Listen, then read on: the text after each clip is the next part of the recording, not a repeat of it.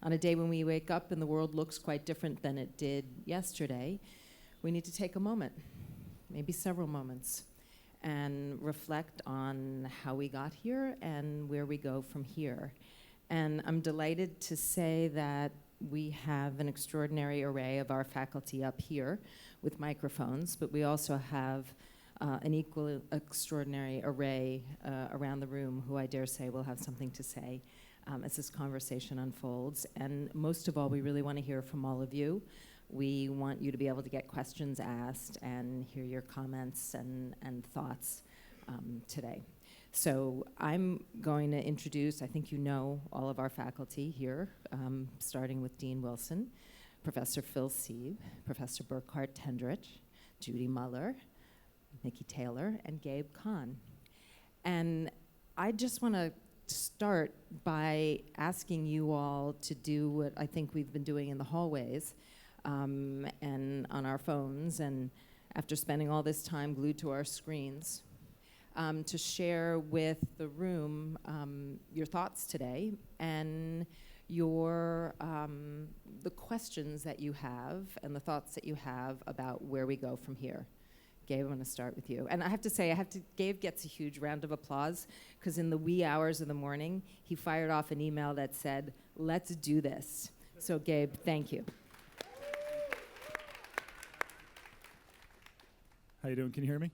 Thank you, Willow, and really, it's pretty easy to fire off an email, but it takes a lot more to sort of put something like this together. So thank to you and Helen, to everybody else who did that. So one of the questions that I was asked this morning by a reporter is, does the media matter anymore? And I think that's one thing that I, certainly am struggling with, because I spent my entire professional life with the belief that reporting, accurately about complicated issues has a benefit for society, democracy, and also has an economic value and can sustain a business. And I think that's all sort of been questioned now. And, as I sort of reflect on this, I think, well, certainly we've got some many crazy components of this election. The fact that the winning presidential candidate had, 3 or 4 newspaper endorsements, including one from the KKK paper, and that, so many of the pollsters and everything else sort of blew this one, and that the media writ large, sometimes referred to as the legacy media, really was predicting a completely different outcome. And, is media relevant anymore? And I answer that question, or I try to think about that 2 ways. One is that legacy institutions, all institutions, whether it's the Republican Party, the Democratic Party, large media organizations, are all really challenged at this moment, challenged for their relevance, for the way that they resonate. Media, I think, in a way, is kind of more powerful than ever.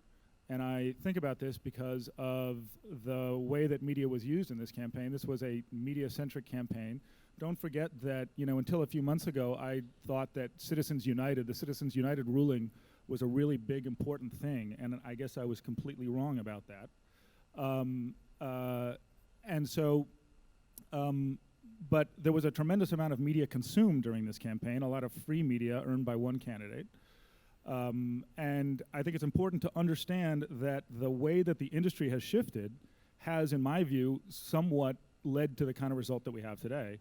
And that is that when you have a platform, a social platform like Facebook or other social platforms, whose business model depends on maintaining interaction with the user, and in order to achieve that business objective, essentially reaffirms everything that user wants to have reaffirmed, that the traditional role of the media to report facts, however unpleasant they might be, is really diminished, and it challenges that. And I think, we had media regulation in this country for many years. You were required to have a broadcast license from the government. There were certain privileges and expectations that went along with being a media organization, and I think now we have media organizations who don't want to admit that they are media organizations, who play a very important role in our democracy, and I don't see that really being acknowledged adequately by either the regulatory authorities or the media organizations themselves, and by this, of course, I do mean like, Facebook, basically. And I think that there's real consequences to that. So I'll stop there. Dean Wilson, I might ask you, didn't mean to break from protocol with not starting with you, but we've broken from protocol. Yeah. So protocol's out the window. I know, sorry. Displaying my old-fashionedness this morning of all mornings as a protocol girl. Okay, Miki? Well, I kind of want to address the climate because I was here very late last night and there were a lot of discussions about what this was going to do to race relations in this country. First of all, you should understand that Donald Trump did not create this divide. America has never been a nation that fully embraced all of its collective hues and celebrated those differences. So, what I see going forward in terms of the climate is that although he's proposing to unite us again, I'm kind of not thinking that's going to be possible on his watch. I think that's going to be possible on your watch because you're going to have to be the drum majors for this movement, just as Martin Luther King was back in the 60s and Bobby Kennedy and those people. You guys are going to have to help impact the change. Are you ready for it? Are you ready for it? Good. Because it's in your lap right now. Okay? Well, I could do a lot on the post-mortem of how the press helped create Donald Trump and how they made money off him and suddenly realized late in the game that this was a real thing happening. But I don't want to do that. What I want to do is talk about this school. I think this is a shot across the bow for journalism schools. This is a real awakening of how important this job is. And I'm not talking about kind of the light features we do or interviewing somebody at halftime, not that there's anything wrong with that. I'm talking about being the watchdog. You will be going out at a time when all branches of government are controlled by one party. This is what the press was formed to do. As Thomas Jefferson said, if I had to choose between a country that had, what was it? No government and a free press, or no press and a government, I would choose the no government and a free press. That's how important it is. You've got to ask the hard questions. You've got to speak truth to power. You can't be timid. You've got to ask questions that might seem embarrassing at the time. You've got to call people out.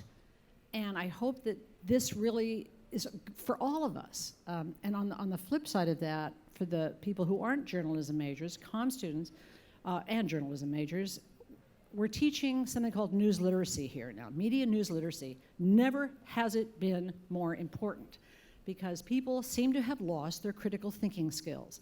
They are reading fake news sites, which are really abundant on Facebook and the social media. We've got to learn how to see what those are and not buy into them. And if we teach this here at the university, which I would like to see every freshman coming in required to take this course, that's the flip side of that. Make a smarter audience at the same time that we're making a tougher journalist. Okay.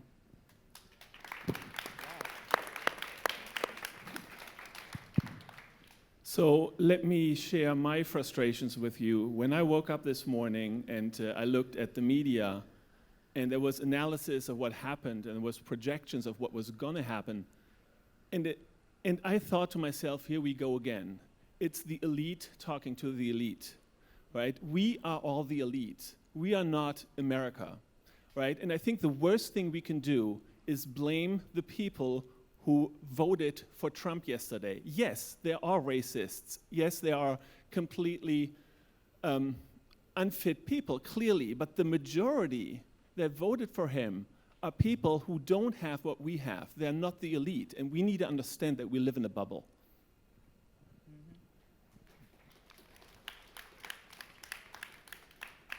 I'd like to talk a little bit about what the news media should be doing moving forward. I think, first off, they need to decide how to cover America better. One of the things that was clear in the reporting in the run-up to the election was that there was sort of the standard menu of coverage. They would cite employment statistics, which are pretty good. They would cite gross domestic product, that's pretty good. Lots of good news, but they never really got to the core of the dissatisfaction. That's what drove the Trump candidacy. And so really, in terms of covering what America is, journalists are going to have to give a lot of thought to exactly what criteria they're looking at. Obviously, there's a tremendous amount of anger out there, a tremendous amount of fear, and the news coverage, for the most part, missed all of that. Another thing that the news media need to do is cover America in the world.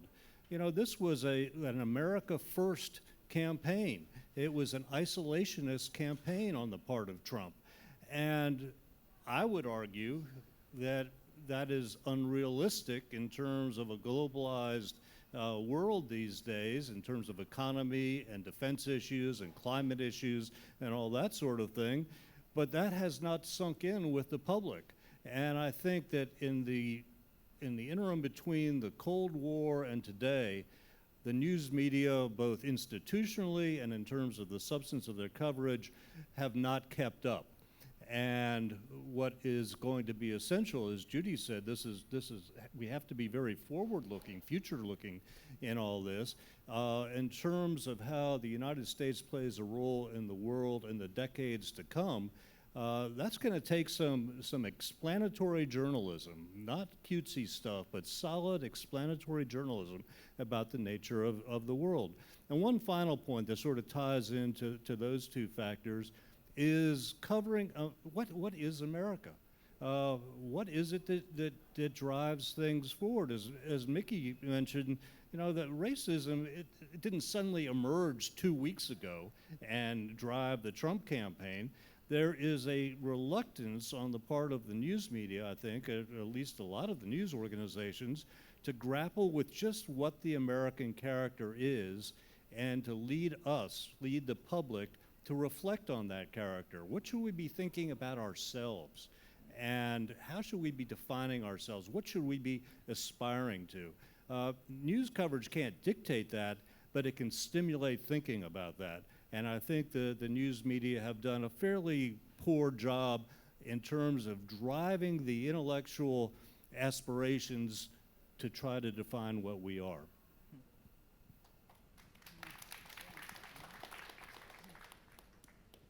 Three or four quick points. Number one is, for those of us who are students of the media, who that's what we do every day, I think we really, really have to ask ourselves, what did we miss?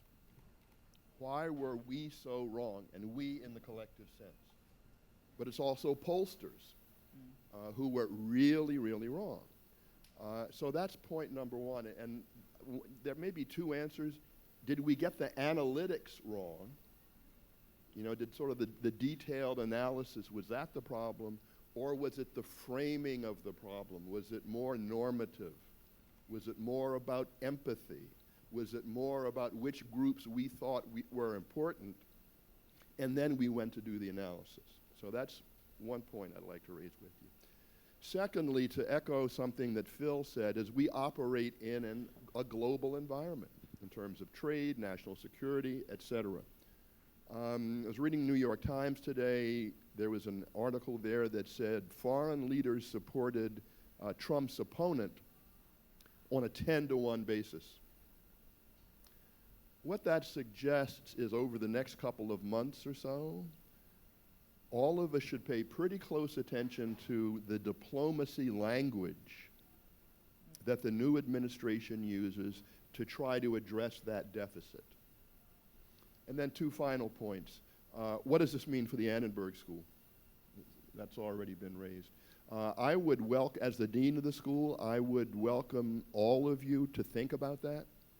I hope this won't be the last discussion that we have on this issue, but I think existentially we have got to ask, what can we do as teachers and students and citizens so that we have a better understanding of that moving forward? And shouldn't that be engraved into the heart, into the DNA of the Annenberg School?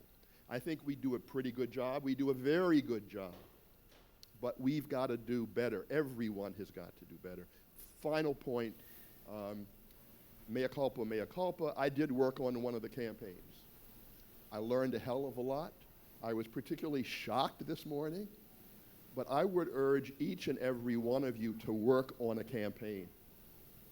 A local campaign for school board, a congressional campaign, a presidential or gubernatorial campaign, because that's one way you really learn how these things operate on the ground, who gets involved, who has authority, who doesn't. So again, putting on my decanal hat, my dean hat, I hope, Willow, that we can continue these conversations. I want to thank Willow for organizing this and asking her colleagues on the journalism side to come and have this great discussion. But let's let this be the beginning, not the end of a conversation. Great, thank you all. I think that what I'd like to do is to hear from all of you. So if you have questions, just raise your hands and I'll come over to you with a mic. Okay, I'm gonna.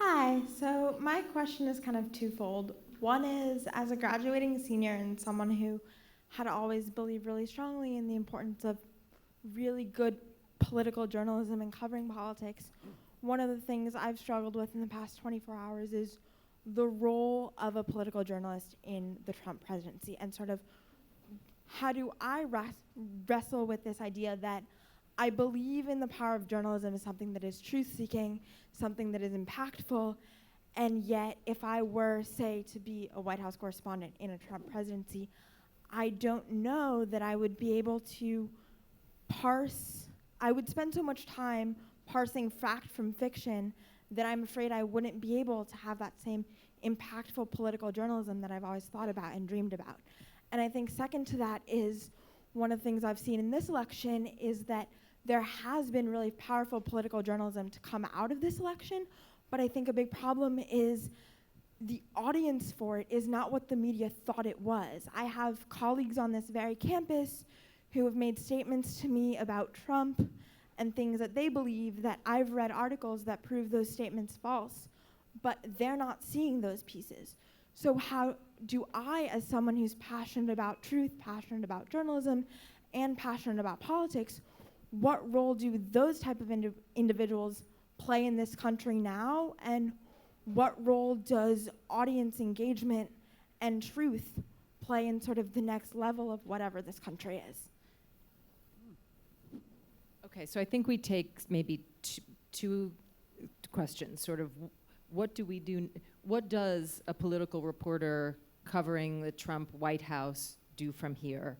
And then the second more, I think, complex question that she raised was reach and reaching audiences, and how do we get the full array of political news and opinion in a world where we are targeted otherwise.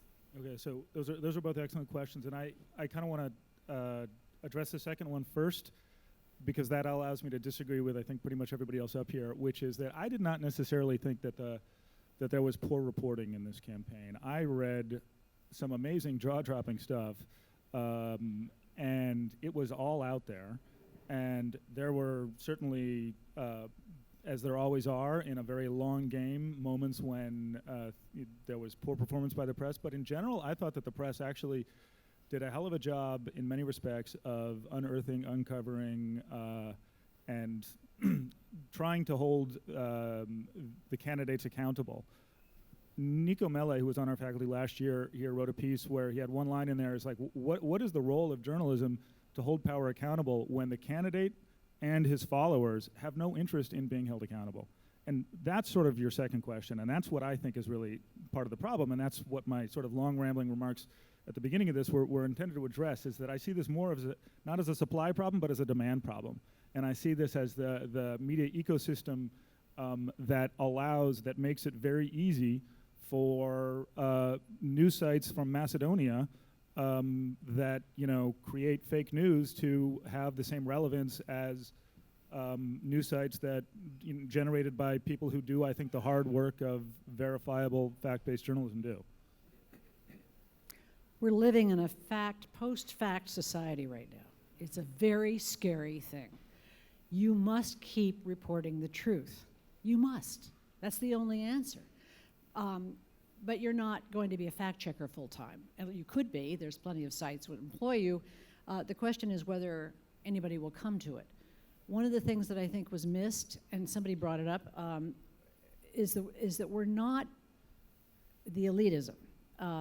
Reporters have got to get out in the country, and a lot of news stations have pulled back on money for that kind of thing. I live in Colorado a lot part of the year, and my neighbors are all ranchers, and quite a few of them voted for Trump, I have no doubt.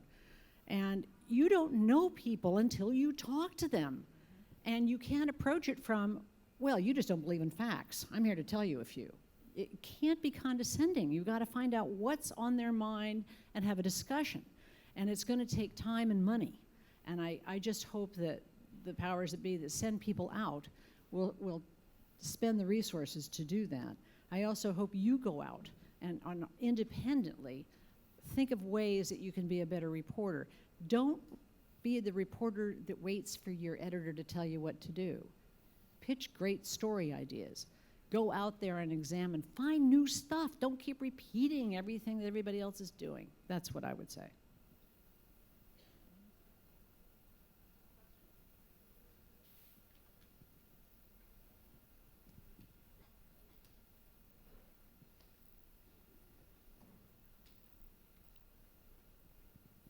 Thank you all for coming today and talking to us. I think it's really helpful.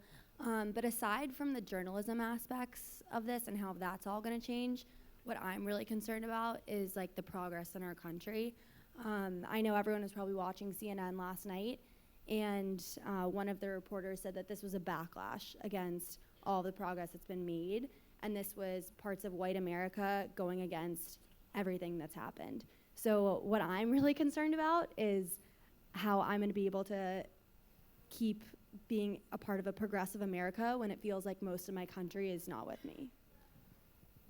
I'm just reminded of Winston Churchill right now about his famous quote that America can be counted on to do the right thing after everything else fails. I don't know, that's providing me with a little bit of comfort, but I didn't mean to take it. Well, I mean, I think we've been in a state of regression for a long time. It's just really started surfacing more recently. You know, you're talking to someone who was born in an era when Jim Crow was in a shallow grave. So I've seen the progress, but at this age, I've also seen the regression. And I think more so than anything else last night, that depressed me the most, because that's where I don't know where we go from here after that. But what I do appreciate about Donald Trump and what I appreciated about growing up in the 60s is that people said what they thought. You knew where they were coming from. You know, and then we had this sort of political correctness era in like the late 70s, 80s, 90s, when people hid behind their words. So when he says, you know, what we perceive to be stupid or wild or ignorant things, I'm applauding him, because I'm like, okay, that's who he is.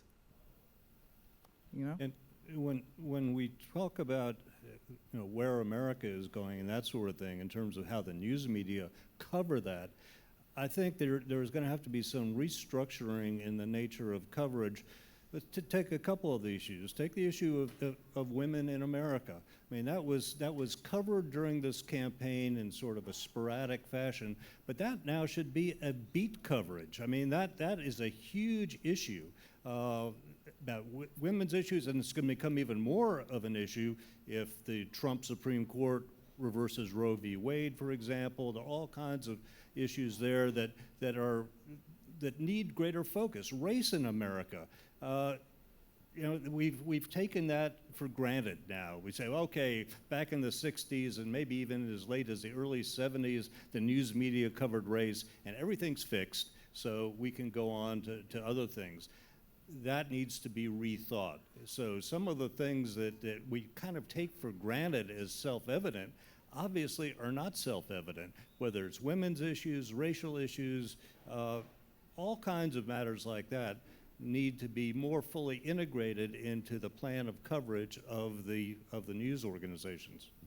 So I fully agree with the fellow panelists, but I also want to point to the fact that we're talking about an economic problem that has caused the outcome of yesterday's election, right? There are just too many people who have lost their socioeconomic status, who live in fear of putting food on the table for the family. And that kind of fear opens the door to racism and to other hateful movements. And I'm saying this as somebody who was born and raised in Germany, and this has been very much part of my generation trying to figure out how a country could do something as horrible as they've done. And I think as we look into the future, into the next 4 or God forbid 8 years, there are many different potential outcomes, and they range from bad to horrible. And I think we need to be aware of it, that the door has been opened last night to a potentially horrible outcome. Yeah, let me, I think part of the challenge is that how do we balance our analysis or our conclusions? On the economic side, we know that there's been huge dislocation. I mean, I think if most of us were white, male, working class, and you look at healthcare, you look at their survival rates, you look at jobs, you'd be pretty pissed off too, especially if a bunch of other people, not a bunch, 1% of the population was getting what you thought you deserved in terms of your economic growth and stability. The other side, or the complement to that, is stone cold racism. Yeah. It didn't go away. Yeah. It was impolite to talk about it. Yeah. And this is what I was sort of trying to say more politely when I said, what are the factors that led to the kind of reporting we got? It was a tendency to look at the economic dislocation, and then eventually the cultural aspects began to develop. But I'm going to offer you a structural, kind of pessimistic analysis. That the folks who are really, really pissed with the performance of the American economic, political, and social system are going to remain pissed for the foreseeable future. So let's say that's 25 years, maybe 15 years. Here's a question. What do we have to do for those of us who are interested in the media and who are citizens and who want to be politically engaged to get from 2016 to the end of that demographic group, of that period? So what do we do in between? And it's a really, really scary middle period. We had slavery, we had Jim Crow, we had deep segregation, and then there was this little interregnum when things got a little better, but resegregation in the United States is the dynamic now. It's not this inevitable movement toward the rainbow culture. African Americans have less wealth this year than they had before the economic crash. So that's a challenge. And so I think the question for us, trying to be positive about it, is here's where we are today.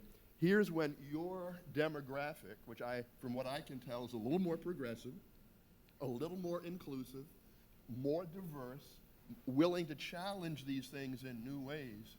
Until you guys get to this point, we're in trouble. But that's my personal view on where we're headed. But how much of this do you think is sort of the residual effects of this white lash? We've got this new term, white lash, from the Obama administration, and the dominant culture not being able, or feeling that it's losing its grip. I think what we all have to, I had said at an earlier point, moving forward, especially on the issue of race, if everybody in the conversation is not a little bit uncomfortable, it's a failed conversation. If when we talk about race and gender issues and everyone says, kumbaya, we all agree, that's a problem. And so we've really got to address some of these issues that will make each and every person in the room uncomfortable, but within bounds. So what I would say is what we're seeing is a real backlash for the loss of white male privilege. Can- And the word I just wanna- privilege. And I just am wanna- so sick of that. I'm sorry. These old white guys. I mean, President okay, I just got to say, I was going I'm to gonna try introduce to get Sarah over this. Banet-Weiser, Judy, but go for it. but you know, if they're bemoaning the fact that they don't have the jobs they want and they're worried about other people taking them, where were these people in terms of sympathy when it was African Americans complaining about this, that there are no jobs and that they're, you know, I mean, really, this is like all of a sudden this counts. Get over it. At some Really get over it. But the reality And she is, wonders why she's alone. But the reality is something happened yesterday, which means we can't simply say, get over it. Right. We have to know what their concern. We have to be as empathetic toward the people who voted for Trump as we are toward people of color and women. First of all, because that's the way the world should operate in a moral society, but also they kicked our ass last night.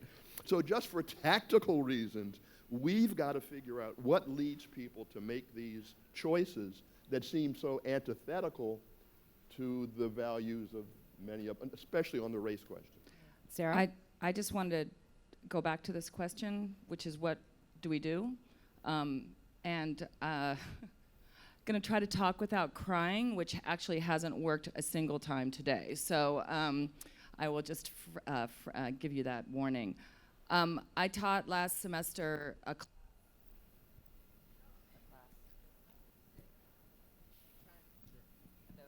Here, try this. This is the third mic. Okay. I taught last semester a class called Gender in Media in the School of Communication. And I want to say there are some students here that were in that class that I was so incredibly bolstered by my students in that class, because my students formed feminist organizations, they formed collaborative groups, coalition groups, anti-racist groups, anti-racism groups. If you want to know what to do, Ernie said people are pissed off. In 1981, Audre Lorde gave a keynote lecture called The Uses of Anger. Use your anger. Do something. Organize. Get in a group. Go and give, if you have any money at all, give it to Standing Rock or to BLM or to the different centers around the nation who are fighting what happened yesterday. But it's not just about race, and it's not just about gender, it's about the intersection of gender and race and class. Right? And this is, and we see here that if you are in a privileged position because of your gender and your race and your class, your position can be folded into state structure with terrible, terrible efficiency. That's what happened yesterday, is that it was folded into state structure. But it's up to you guys, your generation didn't vote for this, at least according to one of the maps I saw. Right? Your generation didn't vote for this. So now take that anger and organize and try to figure out a way to make another kind of structural change. If Donald Trump shook up the United States in the way that he has, that means that shaking up can happen. And it's kind of up to us to do that. Great.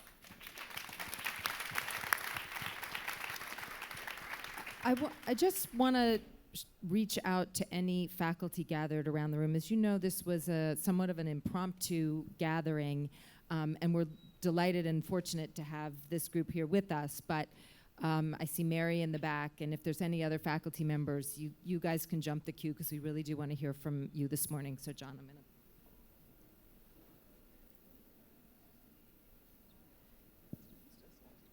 Thank you, Willow, and thank you, panel. This was so necessary. I want to say two things about the discussion. First, about journalists. I think we got it wrong from the moment he came down that elevator and made his announcement.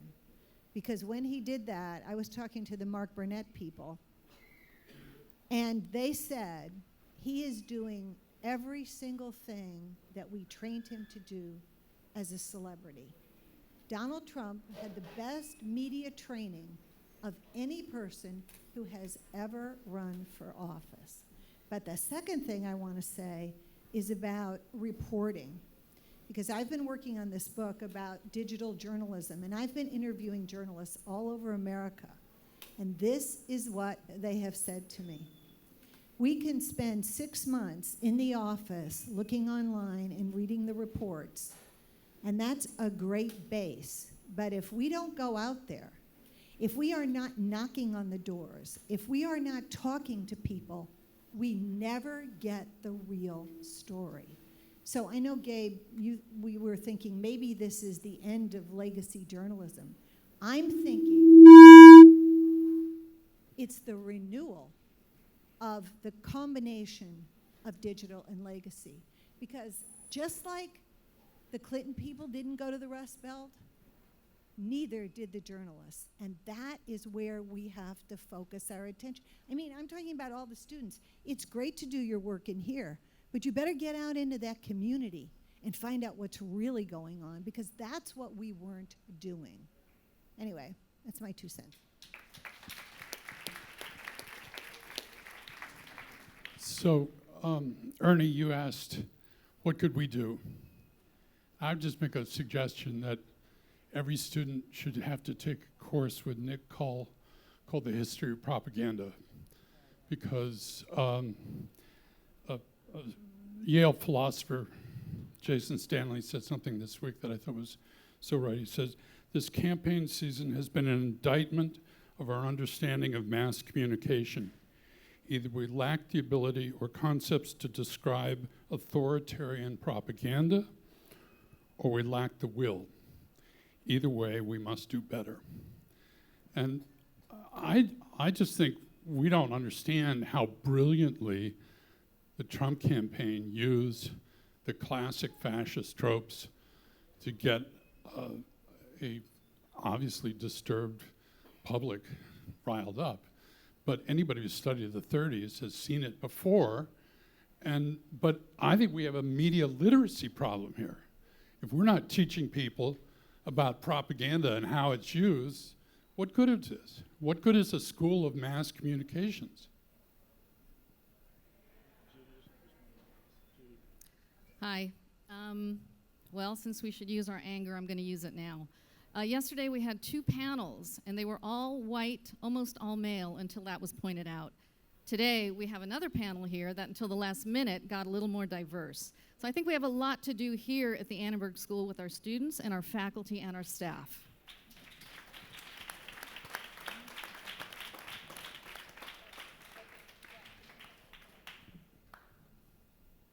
Hello, my name is Daryl.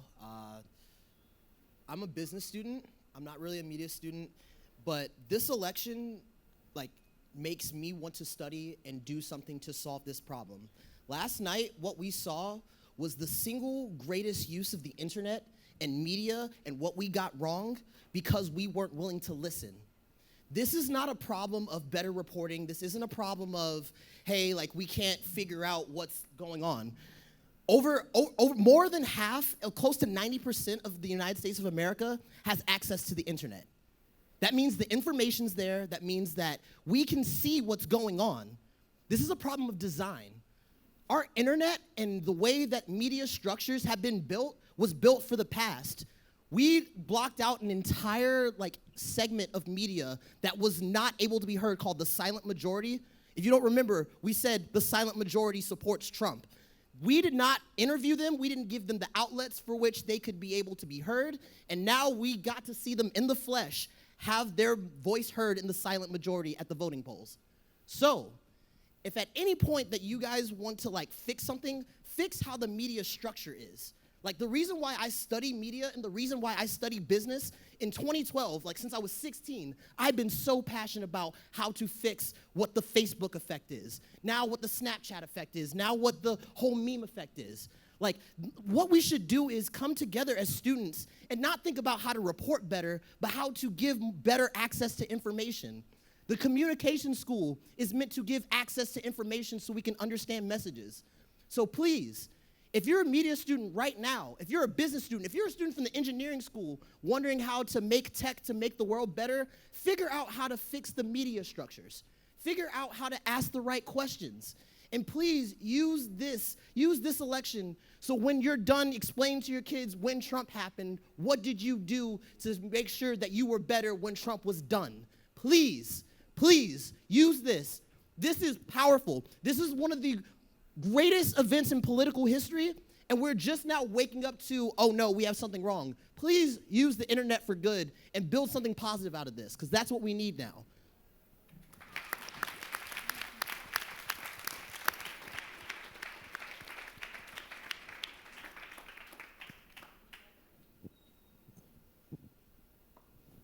Hi, playing off of that and something that Professor Banet-Weiser said, I don't know where she went. We are students who are passionate and angry or feel whatever we're feeling right now, and we want to get involved. So my question to the panel is, as students, how do we get involved without riots? How do we get involved without sounding ignorant at our protests? How do we get involved and be civically engaged, but still show that we are respectful of the democracy, but are wanting to progress towards change? Well, as a child of the 60s, may I say, there's nothing wrong with peaceful protest. I think last night at UCLA they had one. Why we didn't have one, I don't know. Did we? Oh, okay, good. I must have left by then. All right, I don't think there's anything wrong with civil disobedience. I think it's a great tradition going back to Gandhi and Martin Luther King. And I think in this day of digital, get it out there, you magnify it immediately, a millionfold if you're online. So I think it's a very, very valuable exercise, and I don't think that that's useless at all. And the passion that this young man just exhibited, you know, that was wonderful. So you're feeling that and you want to do something, get together with people and figure out how to do it. It doesn't have to be a peaceful protest, but it can be anything that works and advances your cause. Yeah. And there's an organization here. I'm sorry. Go ahead. I'll just say, whatever the answer to that question is, that's the right question that everybody in the room needs to be asking going forward. What do we do about it? And there is no one answer to that. Part of the challenge, to be really frank, is that you're on a campus that doesn't get real excited about stuff political. This might get me in trouble, right, with somebody. But anyway, the point is that, you know, there's been a lot of demonstrations around the country. We really haven't had one here. I mean, UCLA, Yale, et cetera, labor unions. And so what I would simply urge you to do, if you are in any organization, we have a number of organizations at the Annenberg School, the Student Association, we have a Latino Association, et cetera. Whatever organization you are in, raise this question within the organization and say, whatever we do, it will be affected by and impacted by this set of issues. If you want to be more ambitious, just start a study group. This is sort of what Sarah was saying. Just wherever you are, have the conversation. Because, you know, you don't want to say, well, until I can get 100 people in the room, or if 80 people, get 5 people in the room, and then get 7 people in the room, and 3 months later, maybe you'll have 15 people in the room. But wherever you are, start doing something, because as the brother said over here, this is really, really important stuff for whatever side of the issue you're on. And I think also, you know, this is a university. This is a journalism school within a university. Part of the question is knowing what you're talking about. And, you know, we talk about media performance, and what do we think about? Well, we think about the New York Times, we think about the Washington Post, we think about CNN or Fox or whatever. But the fact is that most journalists don't work for them. They work for the Dallas Morning News or for a smaller paper or for the Cleveland Plain Dealer or something like that. And that's where people get their information. That's where people get their news. And, you know, without trying to be traitorous here, I think that sometimes we get so caught up in the mechanics of how to deliver the news, we don't pay enough attention to the substance. And all you need to do is turn on local LA television news, and you will see idiocy on parade. It is, and those are journalists. Those are highly paid journalists. They're in the second largest market in the country, and they don't know much. They ask dumb questions because they don't know much. And so I think the real mandate for journalism students is to know stuff, know the subject matter. If you're going to talk about America's role in the world, know something about the world. If you're going to talk about women's rights, know something about that. Know something about the history of it. Know something about what the issues are. I don't think we do as good a job as we should. And to Ernie's point earlier, that I mean, we should be driving this discussion. We shouldn't be picking up the pieces. We should be driving this discussion, but to do so, y'all have to know stuff. And it's something that we all collectively, the students and the faculty here, need to re-examine. Can I just say one other suggestion for what you can do? Y'all are so polite to us, you know, the faculty. You don't always have to be so polite. Come and talk, come and ask us if you can interrupt our class because something has happened and you want your student body to know about it. Come and email professors and say, hey, can I make an announcement? Or hey, I'm forming a group and I'd like to come to your Rhetoric in LA class, Josh Kuhn, or your Gender in Media class, Sarah Banet-Weiser. Ask to do that. I guarantee you, we want you to be involved. Right? It's not so much, I mean, I think that's what you're saying, Phil. It's not so much that we're driving this, you're driving this. You are all driving this, and you're in a position, we all know you're in a position of privilege because you're at USC. I always tell my students, use your resources. Get as much bang for your buck as you can. But that doesn't just mean talking to the professor about what's going to be on the midterm or even just talking to the professor about everyday issues. It also means use your resources here with this incredible body of students and get them to organize and ask your professors to help you. We will facilitate that. We are that kind of resource for you, and I just think it's underused.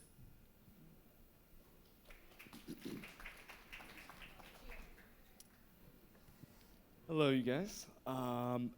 Before I ask my question, I wanted to play off the theme of sort of unity and understanding of the mass public. You know, when I woke up this morning after working as an intern last night over at the local NBC station, I opened my Facebook, you know, to see what people had talked about, and of course the whole feed was filled up about the election. But I was surprised by how many people I heard say, I hate America, you know, the middle of the country doesn't matter, you know, F them, whatever. And, you know, it's hard for me to hear that because my father was an immigrant from Lebanon during the Lebanese War. And it's because of the America we have that he was able to get a second lease on life and be able to live out the American dream and succeed and ultimately have 2 kids in college, getting the opportunity that he never had. So when you say hate America, be really careful with what you truly mean by that, because I think it's pretty hard to really say that and really say that with commitment. The question that I wanted to raise was, what would you say the influencing power is of the journalist after this election cycle? And how has this perhaps influenced the overgeneralization of voting constituencies? You're giving me the microphone? The influence of journalists. I mean, I've been making the same point here throughout this, but you know, there's such a widespread distrust of all institutions, evidently, and yeah, I find that disturbing because in the absence of institutions, you have personality and cults of personality, which I think is really kind of the other element that's defined this election. You know, I've been the one up here who sort of defended a lot of the work that I think the press has done, because I think that there was some really excellent work that was true accountability journalism and yet it just didn't resonate. That to me remains the biggest sort of threat to our democracy. I don't have an easy answer. I do point some fingers about who I think we can blame in part on this, or who I think is partially responsible for this. But this kind of goes to what Darryl, the gentleman who stood up before, said when he's talked about building new media systems. I think that is essential here. I think that there has to be a way to allow the consumption of media to make that conversation uncomfortable, as Dean Wilson was saying before. I don't see that happening right now in the way that I consume media. I switched from CNN to MSNBC because I thought the results would be more comforting last night, okay? It's like, maybe they get better results over there. And that, you know, that impacts everybody, right? That is kind of, I think, the way that the ecosystem works right now, and that's what I find most troubling.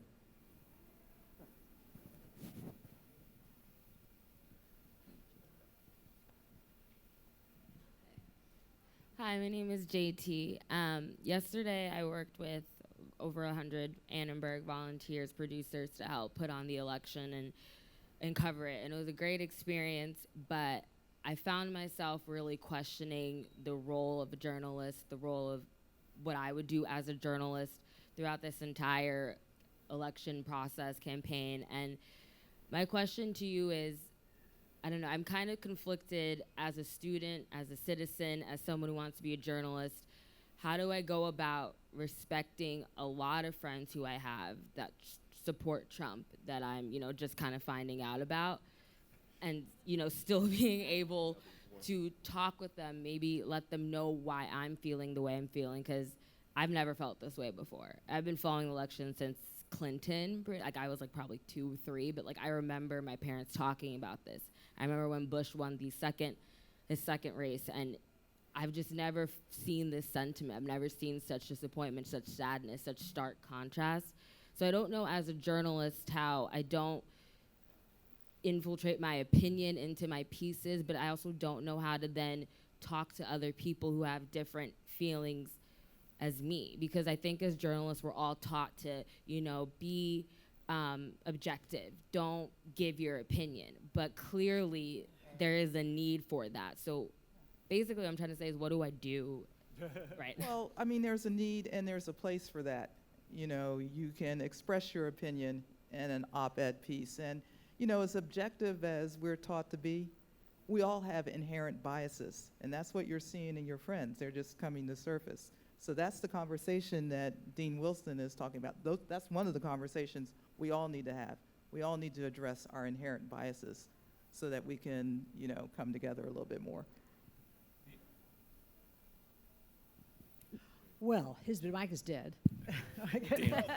So let me, I had nothing to do with that.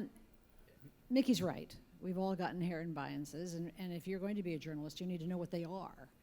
Nobody's a robot, you know. But I think in terms of talking to friends that you've just found out have, you know, voted for Trump or whatever, I was talking to a doctor recently about the anti-vaccine people, and he said, I figured out how I could have a conversation, and it was through empathy. And he started by saying, look, I see you really care about your children. That's a different thing than, what are you, an idiot? So it's partly as a reporter and a friend, how you come to it. Explain how you could vote for this guy. I want to know what was going through your mind, because I'm feeling isolated today, or hurt, or, you know. So if you start with a conversation, as a journalist too, just put it right out there. I think people will want to talk to you about it. I totally agree. And what's really key is keeping up a conversation, which will be very difficult. Right now, I don't feel like talking to Trump supporters, but we all will have to, right? And if we just shut down the conversation and we just scream at each other, we're not going to achieve anything. That would be, to me, the most important thing to do in this situation. Let me speak on behalf of screaming, just to be a little provocative. There's a long tradition in journalism of opinion journalism. You know, there are publications like The Nation magazine or Commentary magazine, dozens and dozens of magazines of opinion. You think of W.E.B. Du Bois, who was one of the great black intellectuals. He was a public intellectual, and he wrote from a particular partisan perspective. So on the one hand, there's sort of the traditional fact-based range of journalism, but there are other ways to be responsible critics of a society. And that's also based on fact, but it also says, here's what I think we should do in the future. Here's what I think the major issue is, and here's how we should act on it. So I would encourage you to continue to learn how to be a great writer, a great reporter, passionate about these issues. But don't be afraid to write maybe what we would call today a blog piece. And you can make a living actually doing that. But you still have to know what you're talking about. I mean, it's, you can't just just say Trump is a fascist and let it go with that. Even if you're accurate, you still have to have, do you know what fascism is? Do you know what Trump as a fascist would be trying to do, and so on? You have to be convincing, and you don't want to convince just the people who already agree with you. You don't want to reinforce that. You want to reach out to the people, even if you can't reach the people who are totally against you, there's always a broad middle. There are people who are waiting to have information delivered to them in a convincing fashion, and that's what the opinion writers try to do, is to provide information, not just pure polemic, but to provide information that will pull people to their point of view. I mean, the op-eds in most daily newspapers are great examples of that, of what Phil is talking about, but also the passion and particular political positions. There's nothing wrong with trying to do. Can I just quickly, one point there, because you touched on what I think is a grave misunderstanding of this profession, which is this notion of objective journalism, which I have never believed in. And having worked at, a newspaper like the Wall Street Journal, where, everything had to be very accurate because it was impacting markets and stock prices and so forth. But it doesn't mean that I check my brain at the door. It doesn't mean that I don't go in there without an understanding and a viewpoint. And that viewpoint is useful and enriches my work if it is also informed and fact-based. And I like to replace objectivity with fairness. Am I fairly representing the opposing viewpoints, the array of viewpoints? Have I accurately conveyed, their position? And I think you can do that and not feel that you somehow have to retreat to, into the ether as you cover something. I think we're going to do one more question and promise sincerely to have this conversation again. So I'm going to go over here. Hi, I'm just thinking now, my headspace is that with this presidency, the idea of journalism as the fourth estate is going to be so much more important than it has ever been. And how do we do that when the guy who's in the Oval Office is, I went to the DNC and the RNC. At the RNC, there was everywhere billboards that said, don't trust the liberal media, and these people, they won, right? So this is 50 some odd % of America now that just the New York Times, no. Like CNN, no. I mean, how do we hold these people accountable if half of the country is not going to listen? That is the question. If I had an answer for that question, that is our dilemma. And I think it starts with listening. I think, you can go to rallies where Trump directs people, well, it won't happen anymore, we hope, but directs people to spit on the reporters. But when you're out doing your job, it starts with listening to what people say, not going in with preconceived ideas of what they should say for your soundbite. This is about listening and taking the time to do it and having some compassion and empathy for what makes them think that way, because, as we pointed out, the old white guys are hurting. So we want to understand that. But at any rate, that's what it's a very good question, though. If people don't believe in facts, if they go to websites that confirm their biases and their non-factual beliefs, That's something we can attack through news literacy, I hope, in schools all the way down to elementary school, I hope. But it's going to be a long haul. Just one quick, what you just described, that's what we do. I mean, it's never going to be easy. Not so much in the United States, but around the world, journalists get killed every day. I don't know, Willow, what the count was last year, but it's in the hundreds. And this gets back to having tough skin and being able to deal with discomfort. And so in some ways, if you're not asking the tough questions, if you're not being provocative in that sense, you're not doing your job. But that requires that you're willing to put up with some discomfort. You're not going to be liked, always. And it's not a popularity contest. But to your point, this is one of the most important moments in American history for the Fourth Estate to step forward and preserve American democracy. And that's going to require blood, sweat, and tears. So it comes with the territory, but it's a great territory to be in. Thank you all very much for sharing part of your day with us, and thank you all for being here, for sharing your wisdom, and providing the group hug that you provided this morning.